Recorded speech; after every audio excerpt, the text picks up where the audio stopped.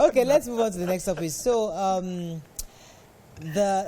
over the weekend, 2 of the 3 senators representing Plateau State in the National Assembly, Jonah Jang and Istifanus Gyang, canvassed for state pardon for former Governor and Senator Joshua Dariye, who was convicted of criminal misappropriation and criminal breach of while serving as governor between 1999 and 2007. They have since been sentenced to 10 years imprisonment since 2018. The senior parliamentarian also pleaded for similar gesture to be extended to convicted former governor of Taraba State, Nyame. Now, what are your thoughts on this? You can call us again on 081-270-53687 or 091-390-76948. You can tweet to us at TVC Connect. Please hashtag your TVC so we can read your tweets. The reason we're having this conversation is because the layman is out there in the prison convicted for similar offenses, either fraud, either crime, or even less. And they don't have anybody pleading for leniency. In fact, even if they have their families pleading, they don't have the opportunity to have parliamentarians or senators, big men in the society pleading their cases. So, is this fair? That's really the conversation. Should the National Assembly consider these leniency requests? Is it the right thing to do at this time when we're trying to enforce the rule of law and reduce corruption in our country? And I'd like the ladies to start. Mariam, go ahead. Yeah, hearing this for me is just all shades of wrong and quite embarrassing as well, that these 2 people who are well known in the society in Plateau State will put their names to something like this. You know, I also didn't want to also make any general statement, but I called a few people that I know that live in Plateau State, live in Jos, are involved in politics, and everyone says, why would he do that, especially Jonah Jang, who used to be a governor as well. And many of the people who, you know, and one of the things that comes from this is it because Jonah Jang also has a case with EFCC, and he's hoping that when his own time comes, somebody is going to stand up for him and beg on his behalf. Right now, when they talk about begging on the behalf of someone who was a political holder and has been convicted of corruption, they would say, oh, he's from this place. Oh, it's because he's the son of the soil. He's one of us. He's of this religion. And what they do is they deliberately do that. When you do that, it's so that you make people from that area think, oh, it looks like we are specifically and deliberately victimized by government, instead of making it about the crime that this person has committed against all the people that live in that state. Is it fair that monies that were supposed to go into your schools, your teachers, your hospitals, your roads, your housing, and that was taken over by one person and he shared it amongst with himself and his cronies, and then today someone says, oh, he's getting along in age, he's not feeling too well. Meanwhile, crimes that you have committed, nothing close to what he's done, and you are in prison. Your children are in prison for so long, nobody's begging on their behalf. I think it is wrong, and I think it's very embarrassing. And I actually think that they deserve to give the Plateau State indigenes an apology for what they have started. Plateau girl. Yes. Okay, yeah. To help you, they should also probe that guy that is asking for the pardon. They should probe him to whether he too has skeletons in, because I don't understand why you're going to ask for pardon for those people. So I don't understand. And they should test them for drugs, all of them. Yes, they should test them. That one I agree, because he has to be on drug for them to even ask for this leniency in the first place. You cannot ask for leniency in your normal eye. Your normal eye. You have to be on a higher level, spiritual level. But it's painful that, you know, in this country, it's party that gets so soon. So you just need to have party. It's also good to have friends like you guys that know people that, so in case I get in trouble, people can ask for plea bargain for me. It's painful.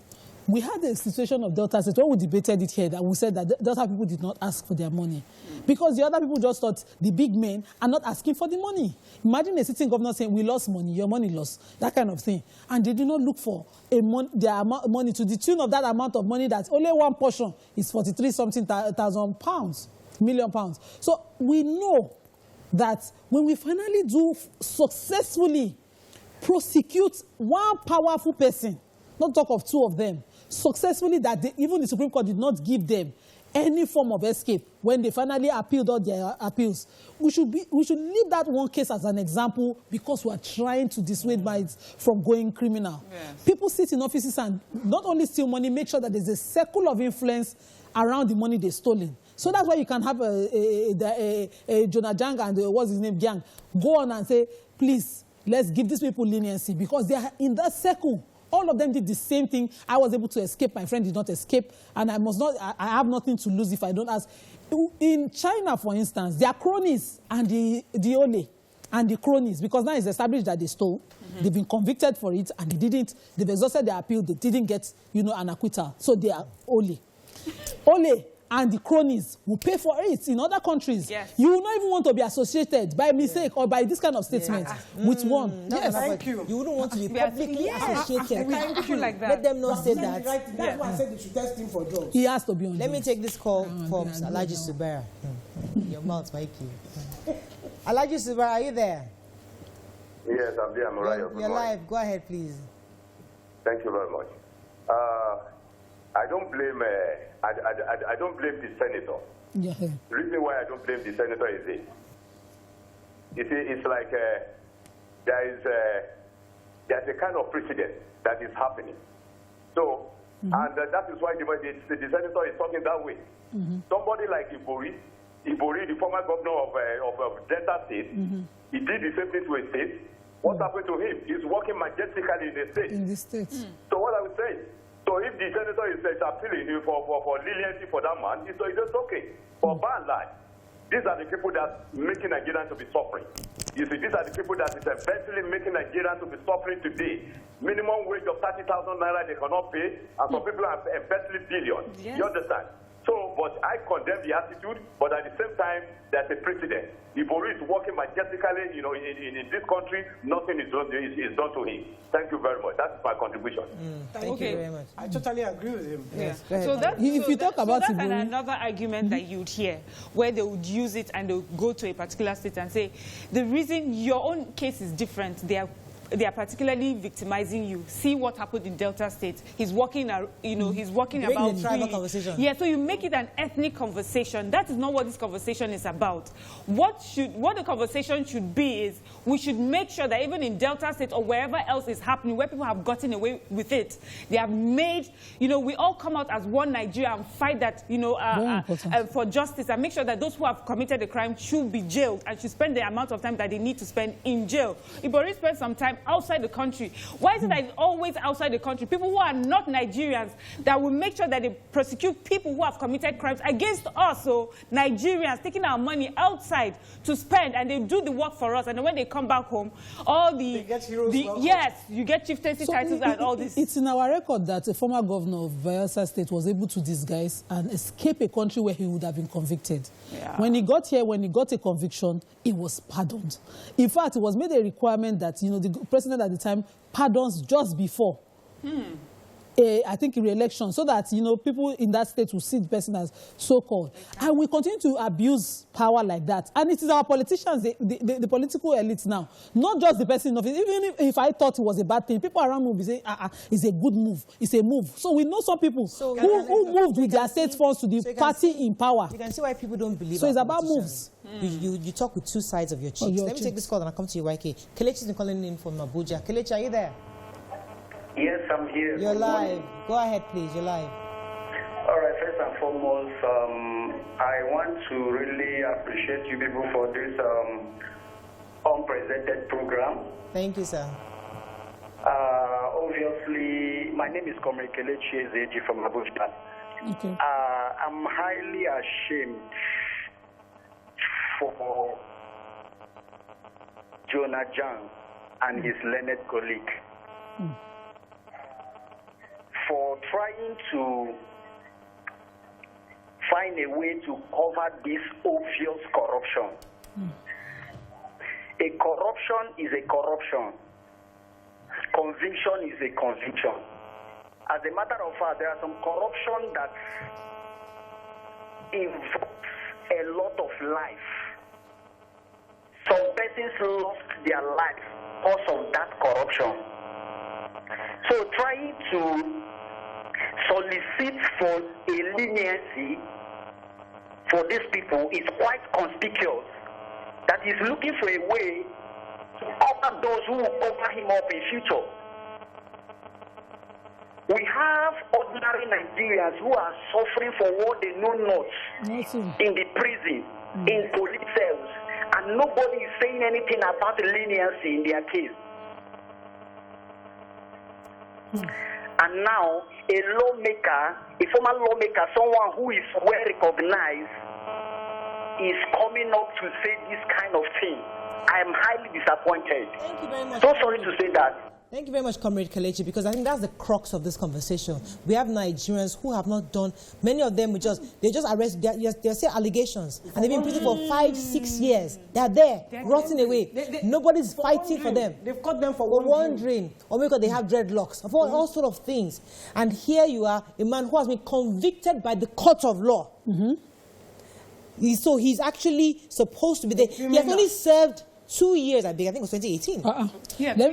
So far, 2 years. Yes. And they stayed there for 10 years. You didn't even wait like 8 years. Okay, that we're almost like, I'll have 55 years. They said the prisons are congested, he has bad health. Yes, it's not so feeling what? well. Why didn't he do the prison when he was there? Did they do prison? There's prison hospital. Why didn't they make the prison, Did they do prison? A place to stay? Conducive for them. Conducive. Since they are still... So when they start locking all of them, you know what? They will make sure the prisons are nice. Since they know that they are all going to enter there when they live there. Because I don't understand them. Let me take this tweet before you take the tweet, I wanted to say something. I think that as a people, we need to even stop hailing these politicians when they have money. Yes. Because they are when they are giving us money, their handouts, it is our money that they have embezzled, that they are giving us. So when we are hailing Amibori and say, no, it is our money that he has taken. So don't hail him. If you like, collect it. I will collect it. I will know as I'm collecting it. I will still pocket the money. Okay, this is debatable. Yeah, and let us not throw it out there like that. I'm not saying there are people who actually steal resources, but we call them thieves. But they have not been convicted. I know. It's the one they convicted. Why came mentioned convicted? Yes. Have I called anybody? No, you have not. What I have said is that when they are giving us, we should remember that it is our money. What if it's money that they worked for? Who? No politician work for their money. Let me take this tweet. I didn't call any name. Did I call any name? Let me take Ayola. I'll come to you, Nima. Let me talk. Ayola, are you there? I'm here. Good morning. Good morning, sir. Go ahead. Yes. The late MP Rakala said, any nation that does not do justice can never know peace. What we are experiencing in this country is because of total injustice that are ravaged the land. The topic you discussed earlier before this, I want to remind us that the former AFC boss, Farida Waziri, once asked our politicians to do their psychiatric test. What did they do? They asked for her head. So asking the to-be couples to do tests, difference anyway. But I want to emphasize that whatever we want to do in this country, for us to take it very seriously, it has to start from our leaders. Our leaders are so much take us for a fool. And sometimes when we say it's a problem of followership, I think it's truly the problem of followership, because we are not asking for our rights. I think this is the right time to do that. That any leaders that have betrayed our trust, we have to deal with that leader decisively. Thank you. Thank you very much. Exactly what I'm saying. If they are giving you money, just look at it as your money. Yeah, but you know psychophancy is a terrible thing. So as you are collecting money, you say, Babao. You are already hailing the thief. You know you are collecting thief money. You not collect and go out. And the, one's in the air, toilet for only you. You know, that's why the people that will hand over the money on their behalf, when they see you, they are coming next and say, don't mind him. You know? Should I show you how they you know you will not Let get me show you how they hate. Toilet, Baba. No, you toilet for you. Yes. So, Babs Adiola says, that is taking your money. You see, this country is a scam. Why would they even be talking about that instead of death sentence for corrupt politicians and wicked people? And he said God will judge. Yeah. I would expect that, you know, because they were senior I think, what's his name? The one for Plateau was the predecessor to Dariye, Jonah Jang. Yes. He was the predecessor. He succeeded. Yes. That he came after him. Dariye. So because he was the successor to him, he will be calling for stiffer penalty. He will be saying that this crime, cost the lives. He will be calculating the numbers, as she said, the number of hospitals that the money could have been diverted to, that that they couldn't build, the number of roads, and the number of children who couldn't access proper health, that that lost their lives because of this. Just as the president said in fighting corruption, it was the number of people that the former NSA's actions and inactions forced them to lose because he refused to buy the weapon they needed and diverted the money, and because of those lies, that's why they are fighting him so much. Till date, they've not obeyed any court order. That should have brought these people talking ask for even life sentence or even death sentence for this kind of crime. Okay, the reason why I don't want you to generalize, because there are some politicians that actually come into politics after they've made their money. Some people make money. So they give you money, it's not because they've stolen money from the coffers of the government. Some of them are giving you from their own resources. I'm not saying that. So I'm not saying all politicians. But we know that the larger percentage. You don't know why. And some people who brought in their money make double of the money that they brought in. So if I'm stealing your money, at least I can be giving you money from the one I made before I came into the office. This is the problem. So let's not assume the problem. Okay, so Moray is saying if you were not what I'm saying is, if you are stealing my money, if you are stealing not my own personal money but Nigeria's money, yes, and you are giving me inside, I will say thank you, but inside my mind, I will say... Because that's what I'm saying. The problem is the cost of political tweets? Office in Nigeria. Can I take some tweets? The cost of running Maybe I have to call the caller first before I take a tweet. Shola, are you there? Yes, I am. You're live. Go ahead, please. Okay.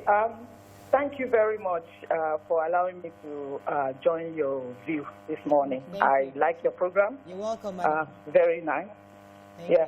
So this topic you are talking about this morning about the lawmakers trying to, solicit for their peers, I found it an insult. Insult to us as Nigerians. These are people that are put in position of trust. They are supposed to be the chief executive of that state. They are in position of trust, both in security and providing every amenities for their people. And here they are stealing that money. And how dare their cronies standing up in the Senate to say that they should give them amnesty? I find it unbelievable. A lawmaker here in the UK did a driving offense and lied. And she lost her seat. She even went to prison for just lying over ticketing. The only driving offense she did was that she did a speeding offense, and then she went to jail and lost her seat. And then we are talking about people stealing money. And this is the government that came with the promise of fighting corruption. Thank you, Shola. Thank you. See, Shola made a valid point also, because we also say, remember, we've been reminding Nigerians that if there's anything you want to get from this show, is the reminder that the importance of the lawmakers that we vote into office. We're all there focusing on presidency, because if the lawmakers are not aligned with the government saying we are fighting corruption, and here you are trying to solicit for the leniency of a convicted criminal. So that means that you're not aligned with corruption. Because he's convicted. Yes. Because they are convicted. Yes. It's not the one that we are assuming that they stole money. Thief, not thief. This one are convicted. You understand? But can I just read a couple of tweets? Silver Squad says, I totally disagree. The plea for pardon for these convicted governors, if they are pardoned because of their status, then it sends a strong and negative message to the youth that you can get away with whatever if you steal to be rich and powerful. Edwin says, I think they should ask for state pardon for Evans, the kidnapper, too. Hey! since we're now being silly, I just wanted to say... No, but that if you, that's what they're saying. Yeah. So, you know what is so sad about Plateau State? I mean, for those who have been and for those who have heard how beautiful that state is, the natural resources that that state is blessed with. I mean, if these monies... I remember when Dariye came, his theme for his government was re-engineering the plateau. He was supposed to take it from where it was, and, you know, there was just like a plan of where he was taking it, and all of a sudden it went, you know, all the money went away. Didn't take it. What they would have done with that money, what it would have meant, it would be every time everybody comes to Lagos and they're happy about all the beautiful things that's happening here, all the construction, all the development that's happening here, but it's not happening in Plateau State. I was just talking to my auntie the other day that every time I go to Jos, it's as if I just left. There's hardly anything new that's coming up, hardly any new development, and it's unfair. These are hardworking people, these are well-educated people, these are people that are willing to sacrifice so that their state looks good. And then you come as a governor, as a senator, or whatever you are, you take all the money, you go away, you share it with yourself, and then you come and be asking people to forgive you. You come and build a house in Abuja and Lagos, pay land use charge to the state that you have stolen money. Worst case, you take the money to the UK. You keep it in a fixed account. The UK government, after taking the interest, send us back the money. It's so painful.